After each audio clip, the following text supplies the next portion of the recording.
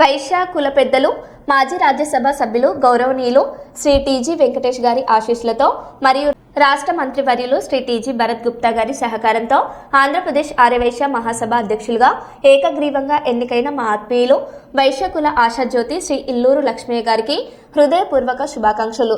ఆంధ్రప్రదేశ్లోని వైశ్యుల అభ్యున్నతికి శ్రీ ఇల్లూరు లక్ష్మయ్య గారు నిరంతరం కృషి చేస్తారని ఆకాంక్షిస్తూ ఇట్లు మీ Guduru Gopal, MD Mega Times news channel, Kurnool.